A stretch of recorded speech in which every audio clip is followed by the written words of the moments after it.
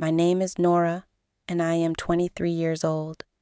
I never imagined that one day I would be telling my story from behind the walls of a jail. When I was a little girl, I dreamed of becoming a teacher. I wanted to teach children, to build a simple, happy life, to make my parents proud. But life does not always move the way we want. Sometimes, one mistake, one wrong step, or even one false accusation can destroy everything. I was sent to jail 2 years ago. I am not here to argue whether I was guilty or innocent.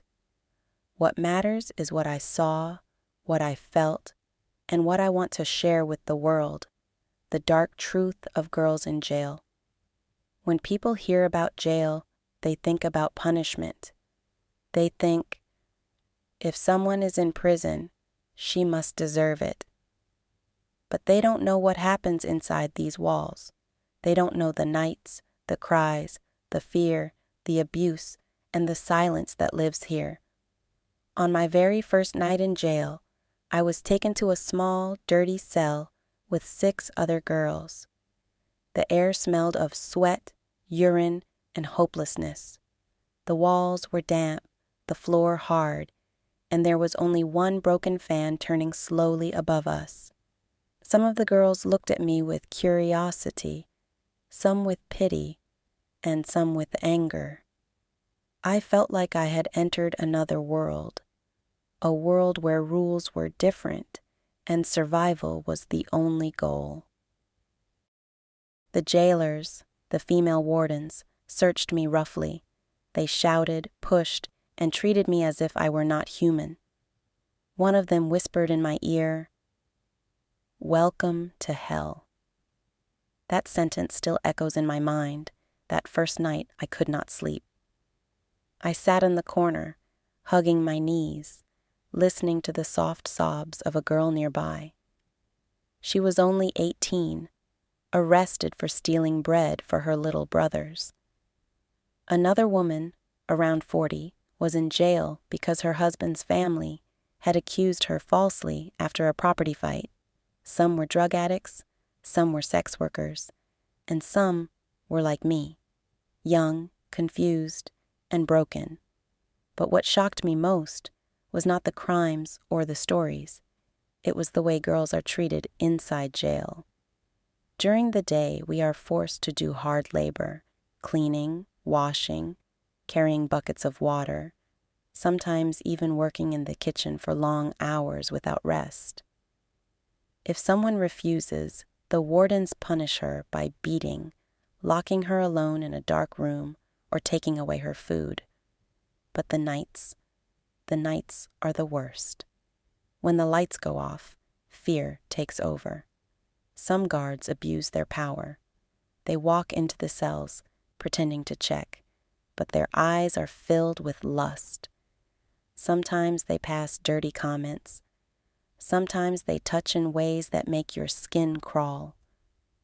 I had heard such stories before coming to jail, but when I faced it myself, I realized how helpless a girl becomes inside these walls. One night, I woke up to hear one of my cellmates crying silently. A guard had called her out under the excuse of questioning. When she returned an hour later, her face was pale, her clothes torn, and her eyes empty. No one asked questions. No one dared, because in jail, silence is survival. If you speak, you are punished even more. At first, I thought maybe it was just a few corrupt people, but soon I learned it was a system. The weak ones are always targeted. Young girls, especially, suffer the most. Some guards promise protection in exchange for favors. Some threaten, and some girls, broken by poverty and hopelessness, give in because they have no choice. I remember one particular night clearly. I was lying on the floor, trying to fall asleep. Suddenly, one of the guards called my name. My heart pounded in my chest. I knew what it meant. My hands trembled as I stood up. The other girls looked at me with sympathy, but said nothing. That silence told me everything. I was about to face what they had already faced. That night was the hardest of my life. I was abused, humiliated, and left in tears. I felt dirty, ashamed, and powerless. When I returned to the cell, I lay in the corner, covering my face, crying quietly. Inside me, something broke forever. In the morning, I expected someone to ask, to help, to care. But no one did, not because they didn't want to, but because in jail, caring is dangerous. If you stand up for someone, you become the next target. So, everyone learns to stay silent. Days turned into weeks, weeks into months. I started to understand that jail is not just a place of punishment. It is a place where dignity is stolen, where hope is killed, where women are broken not just physically, but also emotionally. Yet, strangely, in this darkness, I also saw moments of light. Some girls supported each other secretly. We shared stories, food, and sometimes even laughter. One girl, Aisha, became like a sister to me. She taught me how to stay strong, how to avoid certain guards, how to hide my tears so they wouldn't enjoy my pain. Still, the abuse never fully stopped. Every time the keys rattled at night, my heart skipped a beat. Fear became my shadow. Now, as I share this story, I want the world to know. The punishment of jail is not just losing freedom. It is losing your humanity, your safety, your dignity. Most people think prisoners are monsters, but they forget. We are also daughters, sisters, mothers, and wives. Some of us are guilty, yes, but many are innocent, trapped by poverty, false accusations, or circumstances beyond control. If society continues to stay silent, these walls will keep swallowing girls, their screams unheard, their pain unseen. This is only part of my story. There is still more I want to tell, the darker nights, the shocking truths, and the lessons I learned. But for now, I want you to remember, jail is not just about crime and punishment. For women, it is about survival in a world of silence, abuse, and hidden scars. Every day in jail feels the same, yet every night is different. In the day, you fight with hunger, heat, and work. But in the night, you fight with fear, shame, and silence. Months passed, and I learned the hidden rules of survival. Don't make eye contact with certain guards. Don't speak loudly. Don't cry too much. Don't show weakness. Because weakness is like blood in the water, and the sharks will come. But still, even when you follow all the rules, trouble finds you. One night, a young girl named Farah entered our cell. She was just 19, with innocent eyes and trembling hands. She had been arrested in a false case after her uncle accused her of theft. It was her first night in jail. I could see the same fear in her eyes that I once had.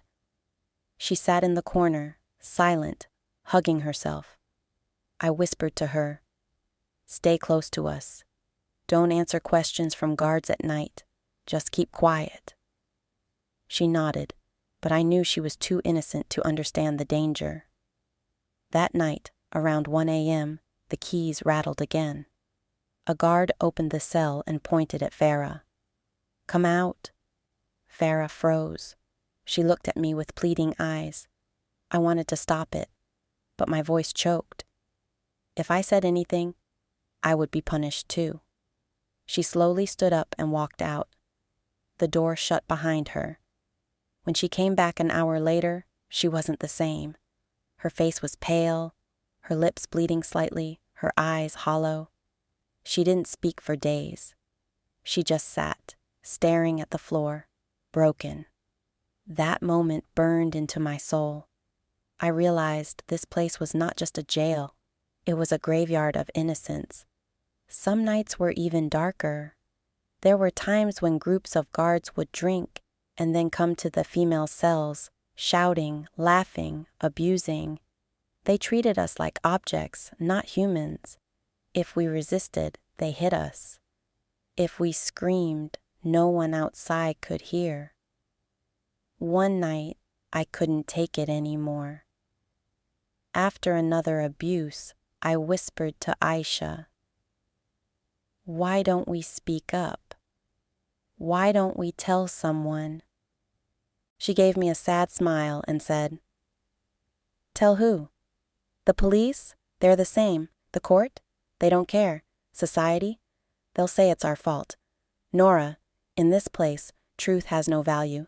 Silence is our only shield." Her words crushed me, but deep inside, I promised myself that one day, if I ever got out, I would not stay silent. There were also girls who made choices to survive. Some agreed to give favors in exchange for food, protection, or lighter punishments. I never judged them. Hunger and fear can make you do things you never imagined. We were all just trying to survive in different ways. But not all jail experiences were only pain. Some girls still carried hope. One of them was Shabana, a woman in her 30s, jailed for a false dowry case. Every night, she recited verses of the Quran. Her voice was soft but powerful. When she read, the whole cell became quiet. For a moment, it felt like the darkness lifted. She told us, "One day, God will give justice. Just wait." Her words gave me strength. Then one day, something unexpected happened. A human rights team visited the jail. They walked around, asking questions, inspecting cells. For the first time, the wardens behaved politely. They told us, "Smile. Say everything is fine." But when one officer, a kind-looking woman, came near me and asked, "Are you okay here?" My heart raced. I wanted to scream the truth, to tell her everything, but the guard's eyes were fixed on me, warning me silently. I lowered my head and said softly, "Yes, madam." That night, I cried bitterly. I hated myself for staying silent. But then I remembered Aisha's words. Silence is survival. Months turned into a year. My case was still in court. Sometimes I lost hope. Sometimes I prayed endlessly. Sometimes I just wanted to die. But then I remembered my mother's face, waiting outside, hoping for my return. That gave me the courage to keep going. Finally, after almost 2 years, my case was dismissed. The court declared me innocent. I walked out of jail, but I was not the same Nora anymore. I was free physically, but mentally, part of me was still trapped in those dark nights. When I came home, people looked at me differently. Some neighbors whispered, "She was in jail. She must be bad." Society did not care that I was innocent. They only cared about the label, prisoner. But I don't care anymore. I know the truth. I know what happens inside those walls, and I have decided to share it. Not because I enjoy remembering, but because silence is what keeps this abuse alive. To the world, I say this. Don't judge women in jail too quickly. Some are guilty, yes, but many are victims of poverty, of false cases, of men's power, of a cruel system. And to those who think abuse in jail is normal, remember, these girls are human beings. They deserve safety, respect, and dignity, no matter their past. My story is not just about pain. It is about courage, survival, and truth. If even one person hears me and decides to treat women prisoners with humanity, my suffering will not be wasted, because the real punishment of jail is not losing freedom. The real punishment is losing your dignity, your safety, your voice. And my message is clear. Never let silence protect the guilty. Speak up for those who cannot speak. respect women even when the world has forgotten them.